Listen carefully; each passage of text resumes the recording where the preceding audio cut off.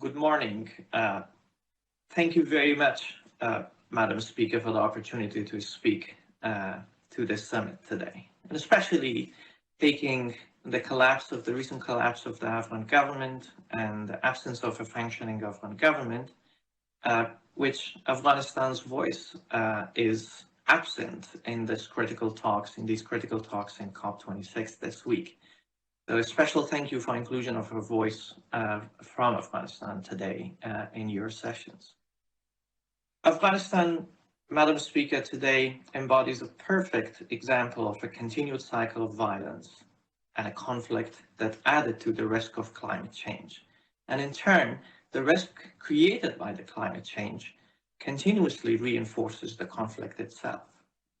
Due to a combination of political, geographic, and social factors, Afghanistan is, as you know, one of the most vulnerable nations to climate change impacts in the world. Afghanistan is ranked 176th out of 181 countries in the ND Gain Index of those at most risk. We are at the top 12 mostly vulnerable and at risk countries of the climatical change impact.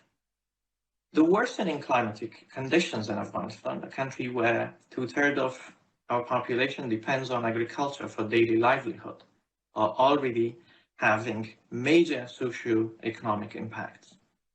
The poverty, ladies and gentlemen, have reached up to a staggering number of 90% of population, according to the UN agencies, and the country was listed as the second highest food insecurity country of the Yemen. The situation has even further exacerbated since the collapse of the government. The country is at the verge of humanitarian catastrophe today. The impact is unfortunately significant on women and children. There is an agreement among experts that Afghanistan can even become worse, and it can expect levels of warming above the global average. Some project an average rise of 5.5 degrees Celsius by 2080 under the highest pathway of emission pathway. This is significantly higher than the projected global average rise of heat and warmth from 3.7 degrees Celsius. Madam Speaker, ladies and gentlemen, it would be unjust to the countries and people like us if those responsible for most of the carbon emission that would not choose the low emission pathway. And discussions this week, countries like us expected more of bolder decisions, and we hope bold decisions and courageous decisions could be made for the sake of being just to the countries and population like us at the highest risk. Our footprint is 0.2 metric tons, while data collected at least in the past 1 decade suggests all of our provinces in Afghanistan is affected by climate warmth, other natural hazards such as flooding and drought as a result of these climate changes. I fear that lack of collective action to address some of these immediate impacts would push the country further into conflict and would drag the region into conflict emanating partially or some entirely from climatic issues. And I would give you a few examples of those. First, the climate change impact in terms of continued drought, at least in the past 1 decade, flooding and other natural disasters already worsened poverty. As I stated now, over 90% of the population. Most of them are dependent on agriculture. And therefore, with drought and flooding and the heat, jobs in these agriculture sector are lost in the highest rate, and livelihoods are disturbed, unfortunately. With over 70% of the population made up of young people, most of whom can no longer work in agriculture farms, are now turning to be recruited by the armed groups. Until 3 months ago, they were largely recruited by the Taliban and currently increasingly by the ISSK, the branch of ISIS Khorasan branch that they call it, or Daesh, and other terrorist groups now. A second example is that the repeated drought left farmers with no other choice but to return to growing poppy, and therefore the drag economy is on rise. More opium are cultivated and produced, and that in turn provides revenue for terrorist groups and strengthens more of organized crime organizations. The target of an immediate target of most of these predicted opium and drugs are Europe, unfortunately.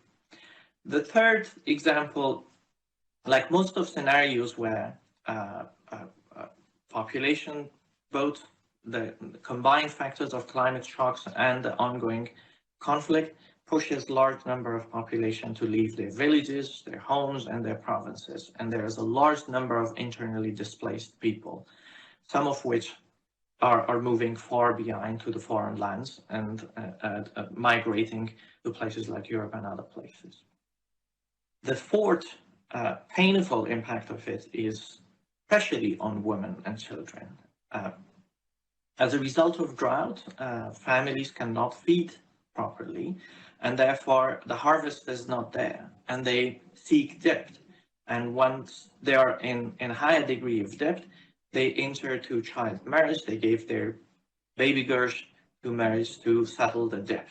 And that is a painful practice, unfortunately, is one crucial impact of this climate change on women. Also, because women are mostly in remote and rural area, are responsible to bring water to household.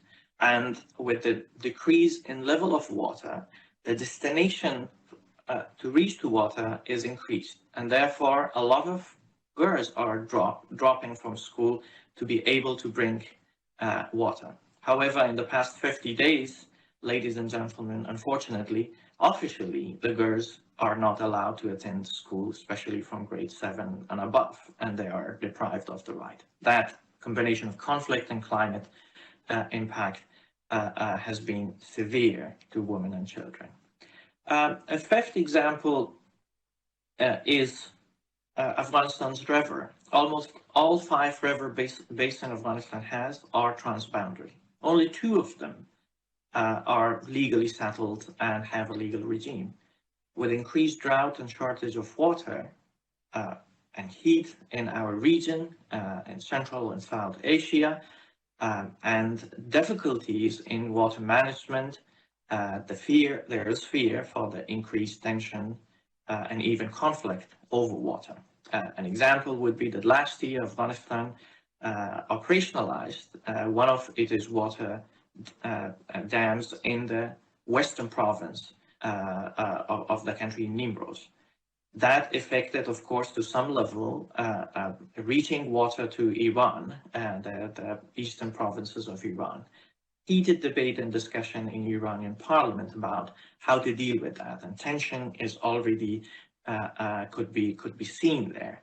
If situation gets worse than what it is, potential for regional conflict and more tension over water, especially over these transboundary water, is very much potential. And that in itself, a country that's affected by so many disasters as a result of conflict, added by impact of the climate change, a population of 13 million people are at added level of risk combined with violence and poverty. And that requires our collective measure and collective approach. Now, what could be done and should be done is using this opportunity in your chamber today. I appeal that to all of you legislators to earmark funds where those your countries potentially have the ability, as part of this addressing climate changes impacts, to earmark those funds for Afghanistan addressing climate change, apart from what is the developmental funds. However, development funds these days are also being sanctioned and stopped. They're mostly focused on humanitarian crisis. continued only focused on humanitarian crisis would not create the right condition for Afghanistan to address its climate change impacts also. I encouraged all of the legislators also to monitor properly the allocation of these funds that are used for these purposes. Yesterday, Mr. Nasheed said that countries who were affected are not asking for reparation of damages done in the past. But at least I appeal now that there need to be a compensation by those countries who are highly responsible for high carbon emission, to allocate the right amount of developmental fund that will address the issues of climate change in countries like us in high risk and low contributor to the climate change and the impacts that are there. Currently, Afghanistan does not have the capacity, unfortunately, to seek after these globally allocated fund for climate change impact addressing, and therefore UN mechanisms need to be operationalized further to help with that situation there. Also, there's not enough data available on the impact of climate change on Afghanistan, and due to lack of proper studies, and therefore support to collection, analysis, and use of information on what are the impact of climate change in real term on immediate and midterm, and therefore to inform right decision-making processes is needed, and therefore institutions who are, including UN and other entities who are difficult for them to go to the already conflict-affected areas and the risk of security is high, to do studies, to find creative ways of empowering local institutions to do those data collection and provide analysis and studies. And finally, I would urge you to support policies that would help in development of capacities for early warning and response to climate change impacts in Afghanistan. And through that, to minimize its impact on women and children, especially by conditioning climate-related development funds to the focus and protection and attention to the women and children of Afghanistan. I will stop there, Madam Speaker, for the sake of time. Thank you very much.